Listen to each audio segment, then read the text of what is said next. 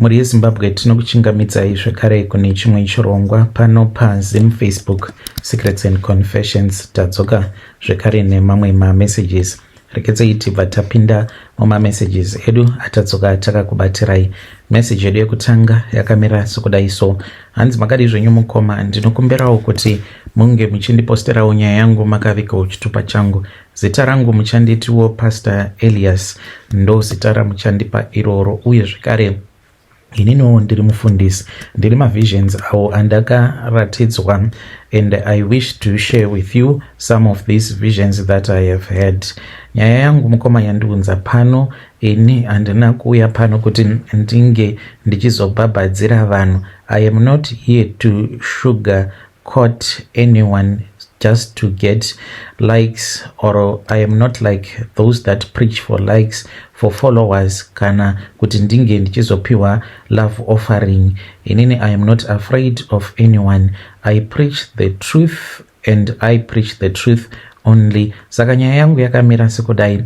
I want to say something that most of you will think kuti ndiri kungotsvaka vanhu, but kune avo vanenge vaboyekana nevhangeri randichaparidza pano. You just need to give your life to Jesus Christ, especially avo vanoenda kumasowe nevose vanobhilivha mazviri, vapostori vose and so called vana madzibaba nana madzimai, avo vanofamba vachizviita sekunge vakapiwa taski naMwari yekuti vange vachizopa vanhu zviprofita, asi ivo vari vashandi vadhiabhorosi, Satani, muvengi waMwari, nekuda kwekuti vanoshandisa mamarine spirits, uye zvekare vanoshandisa ropa revanhu vakafa ende vanotevererwa nemadhimoni. Hongu kune wose uyo anoenda kuchechi dzana madzibaba, zivai kuti masowe machechi esatanism, uye zvekare zvavanoita zvose it is evil 100%, madhimoni anobva kugehena. Wainge uri musi wa 23 mwedzi uchiti February gore richiti 2023. I was deep in midnight prayer, pakati peusiku, nguva dziya idzo dzinofamba varoi kuma 2 am. I had just finished a 21 day fast, dry, no food no water, just intercession and spiritual warfare. Zvino ndakati ndakapfugama before the altar, the Holy Spirit overtook me and my body felt weak. Ndikabva ndachizocollapse. In that moment, that was when pandakabva ndachizoona kuti I had entered into a vision. It was a full-blown vision. I saw something that terrified me. I had a spiritual encounter yakandivhundutsa, yakandityisa. I was taken by a great hand. Ndokubva ndanzwa izwi rakati, musimudze uya naye kuno. And then ndakabva ndachizotanga kubhururuka above the nations, and then that was when I was dropped into a place that looked like a valley. Ndainge ndichifamba ndirimo mugomo imomo, asi mainge muchipfungaira chiutsi, moto uchibvira, asi moto uyu wainge uchibvira ndainge ndisingauoni, waingonzwa kungotsva chete. Zvino ndakanzwa vanhu vainge vachichema, ndikabva ndaziva kuti ndainge ndiri kugehena. Vanhu ava vainge vachichema ndeverudzi rwangu vemuno muZimbabwe, ndo vandakaratidzwa ini. Ndokusaka ndauya pano ndichiti handipo pakuda kufadzai nenhema. Vaya vanoti do not judge for you will be judged. Ini ndauya nemutongo wenyu. Ndakaona vanhu vakawanda, wose akafa achienda kumasowe, ziva kuti ari kugehena. Ndakaona vanhu vainge vakapfeka magemenzi avo vekumasowe. Vazhinji vacho vandakaona ndeavo vamunotoziva vainge vachinzi vaprofita, vamwe vakatanga machechi enyu iwawawa efake, vamwe vemuZimbabwe, South Africa neBotswana vainge vakapfeka mazikugemenzi avo iwawo, asi ndakati ndakataritsa magemenzi awa ainge achibvira moto, saka vainge vachitsva vakapfeka magemenzi avo kusvika magemenzi iwawo azara neropa, uye zvekare makonye ainge achibuda mumagemenzi vachidyiwa nemakonye aya. Zvino kuti vange vachikurura magemenzi avo vainge vasingakwanisi nekuda kwekuti ainge akanamatira panyama dzavo, ivo vachiora nechemukati, makonye achivadya uku vachitsva zvekare nemoto. Ndakavaona vachichema vachiridza mhere, vanhurume nevanhukadzi vainge vakasungwa nemacheni vachidhonzwa nedzimwe mhuka dzandisingakwanise kurondedzera. Ndakaona vachidyiwa maziso avo nemakonye. Ndakaona mumuromo mavo mainge muzere nenhunzi, uye zvekare ndakaona kuti vainge vachirwadziwa chaizvo, uye zvekare vaiva vaine zvimwe zvimhuka zvaipota zvichivabayirira munzwa munzeve dzavo, nekuti vainge vakatadza kunzwa nekuteerera shoko raMwari apo pavainge vachiri vapenyu. Umwe muprofita akabva atanga kuchema achiti, ko ingawani ndaifungidzira kuti ndainge ndichinamata Mwari, ko zvandaitsanya wani ndichikwira mumakomo ndichitsanya vanhu, ingawani zvavaindiunganira vachiuya kwandiri, asi ndakabva ndachizonzwa izwi rakataura. Izwi iri rakati rataura richitaura, nyika yose yakabvunda pakarira mheni. Izwi iri parainge richitaura, izwi iri rakabva kudenga rikati, aiwa, wanga usinganamati Mwari, uye zvekare wainge usingashandiri Mwari, nekuti wainge uchishandiswa nemweya yekumvura, mamarine spirit. Umwe zvekare akadanidzira achiti, ko ingawani zvandaiti imi Jesu ndimi mudzimu wangu, ingawani ndimi wandaiti ndimi mambo wangu, ko mweya mutsvene wandaishandisa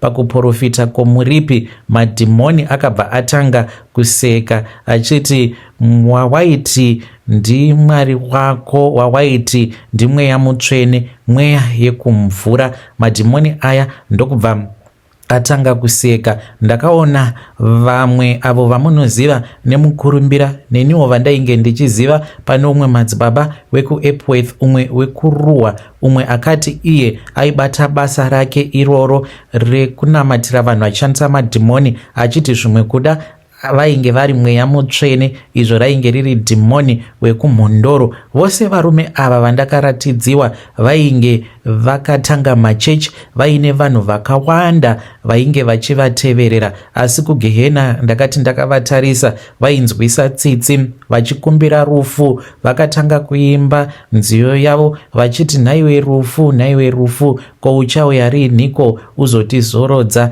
Nhaiwe rufu, nhaiwe rufu, chiuya kani? Asi ngirozi yerufu yakabva yavafuratira. Zvino ndikuda kuti ndinge ndichikuudzai chokwadi chemahara. Ava vekumasowe, yandichati masowe movement, it is satanic. Makambozviona here kuti havatodi kutoverenga bhaibheri zvachose? Kana ukatora munhu uyo anoenda kuchechi yekumasowe, kunyange ukamubvunza kana vhesi 1 zvaro kuda anenge achingoziva Genesis 1 verse 1, hakuna rimwe vhesi raanenge achiziva. Ivo pachezvavo havatodi kutoverenga, vane nungo dzekuverenga bhaibheri nekuda kwekuti vakabatwa pfungwa dzavo nemamarine spirit. Chavanozongoita ndechekuti vanenge vava kukota mabible verses mamwe avanenge vasingatombonzwisisi. Kwamuri imi vanhu vekumasowe, ndoda kukubvunzai kuti ko ndianiko akakuudzai kuti hamufanire kuti munge muchiverenga bhaibheri, shoko raMwari? Uye zvekare vanhu vekumasowe vanonamata mweya yevanhu vakafa. Kana uri munhu anoita zvemudzimu, you feel comfortable uri kumasowe. Kana uri n'anga, unotoenda ukatonopfekawo gemenzi uriko kumasowe. Asi chavasingazivi ndechekuti vanenge vachishandisa madhimoni avo atinoti mafamiliar spirits, maancestral demons, anouya achinyepa achiti midzimu yako, ivo ari madhimoni. Havanamati Jehovha vanhu ava, vanonamata mweya yevanhu vakafa. Number 3, makambozviona here kuti vanowanzokufarira kuenda kumadziva stereki? Koseko vachifarira kuenda kumadziva? Inhau yekuti ndokunobva simba ravo, vanotungamirirwa rimwe dhimoni. Dhimoni iri nderechikadzi, iro ravanozofungidzira kuti ndiwo mweya mutsvene unopota uchiburuka pavari vachitanga kupa zviprofita. Asi iyi ingirozi yakabva kudenga, yakadonha kubva kudenga pahondo idzo dzakaitika kudenga pakatanga nyika ino. Saka dhimoni iri rinonzi the Queen of the Sea, iro rinoda kuzviita the Holy Spirit. Saka vanoti paya kana voprofita, kana vakanzwa vachitekenyedzwa nzeve dzavo nedhimoni iri vachiudzwa zvekutaura, vobva vati ini ndakagarwa nemweya mutsvene, ndokusaka vachigumisidzira vava kubhadharisa ka mweya mutsvene nekuda kwekuti zvinhu zvavanenge vachiita zvine satanism mukati. Ndokusaka vachifarira chaizvo kutambira koko madziva ikoko, nekuti vanenge vari padhuze nechimwari chavo dhimoni, the Queen of the Sea, marine spirit. Uye zvekare makambozviona here kuti vanotaura nedzimwe ndimi dzisinganzwisisiki? Dzimwe dzacho ndinotokukurudzirai kuti musambofa makadzitevedzera, nekuti ndimi idzi ndakaudzwa kuti indimi idzo dzaishandiswa muzvitendero zvekudhara panguva yeBhabhironi. Vanonamata vachishandisa ndimi dzechinyakare, asi idzi hadzisi ndimi chete, indimi dzemadhimoni. Vachitaura kudaro havatonyari, vanenge vachitodanidzira, vachidaidza kunyange madhimoni acho. Imi moti zvimwe kuda dzinenge dziri ngirozi, asi these are not heavenly tongues, indimi dzemadhimoni. They do deliverance, but after that unoona zvekare munhu uya otanga kungosangana nemaproblems, vazhinji vachingodzokera zvekare vachingobatsirwa pashoma pashoma, nekuda kwekuti madhimonika. Madhimoni haana zambuko raanokupa, unofamba uchafamba uchingodyirwa mari pasina kana zambuko. Pose pamunoenda kunobatsirwa kumasowe, chamunenge muchingoita ndechekuti munenge muchingopiwa donhodzo, asi zambuko panenge pasina. Vanokupai mazai, vanokupai fodya, vanokupai munyu, vanokupai mukaka. Ndepapiko pazvakambonzi, pazvakambonyorwa mubhaibheri kuti mazai anorapa? Ndepapiko pazvakambonyorwa kunzi kugeza nesolti kunorapa? Ndepapiko pazvakambonyorwa mubhaibheri kuti bute rinorapa? Ndepapiko Jesu paakambomanikidza vana kuti vange vachisvutiswa bute kuti vange vachizopora? Ini handina kuuya pano kuzokutekenyedzai nzeve dzenyu. I am not here to lie to you. Murume wose uyo akatorerwa mukadzi wake navo vana madzibaba ngaasimudze maoko tuone. Vazhinji venyu vakadzi venyu vakararwa navo vana madzibaba, nekuti vana madzibaba ava ndidzo pfambi dzekupedzisira. Vakadzi vanoenda kuchechi idzodzi ndinovanzwira tsitsi, nekuti kumagumo kwazvo vanogumisidzira vararwa navo vana madzibaba. Some force these women, vamwe vanovashandisira mishonga kana kuti iwo madhimoni awa atinoti mamarine spirits, kudzamara mukadzi azongobvuma kuti ange achirarwa navo vana madzibaba ava. Ndanamatira vana madzibaba vakawanda, uye zvekare ndanamatira vanhu vakawanda vakabudamo muchechi idzi dzekumasowe. Vazhinji vacho vaizogumisidzira vataura kuti taingoenda zvedu kuchechi, asi hapana kana zvazvaimbobatsira. Waingopiwa mvura chete uchinzi shandisa mvura iyi ichakubatsira, asi unongoramba wakangomira panzvimbo imwe chete uchingotambudzika. Ko, ungati dhimoni ringakubatsira zvikaenda kupi here? Unozongogumisidzira futi wava nemamwe maproblems akatokura than maproblems awo akaita kuti unge uchienda kumasowe kwacho ikoko. Kana uri munhu anoenda kumasowe, kana wakateerera mharidzo iyi, ndinongoti kwauri mudikani, tiza mudikani, tiza. Ane nzeve dzekunzwa ngaanzwe. Run away from that demonic altar before it is too late. Usati kwedu kuchechi vangu madzibaba vakasiyana nemamwe vana madzibaba havaite zvechihure. No, ziva kuti masimba avo anobva kuna Satani. Masimba avo avanoshandisa muzviprofita zvavo anobva kuma marine spirit. Ishe Jesu vakati, many will say to me on that day, Ishe, Ishe, did we not prophesy in your name? And I will say from them, depart from me, I never knew you. Munokwanisa kundituka, munokwanisa kutaura zvamunonzwa kuda pamusoro pemharidzo yangu iyi. Ini hangu andina basa nazvo. I am not here to be loved by men. Ndauya pano kuzoexposa Satan and to deliver the captives. If I die speaking the truth, let my blood speak loud than my voice, Mukoma Nanshi. But I will not allow our people to fall into the deception of Masowe to keep spreading without confrontation. Kana kuri kunzi unoenda kuMasowe, I know kuti unokwanisa kutsamwa, kurwadziwa, but this is good. That is the demon inside of you that is reacting. Come for deliverance. Come to Jesus Christ and you will see what spirit has been hiding inside of your heart. Ucharasa magemens ose awo zvipfeko izvozvo munozvipfeka nekuda kwekuti munenge muchirumbidza Satani. Iwe unoenda kuMasowe, iwe muprofita, emi madzimai, ndakakuonai zuva ramakafa, ndakakuonai muchitsva muri kuGehena. Do not wait to find out if I was right.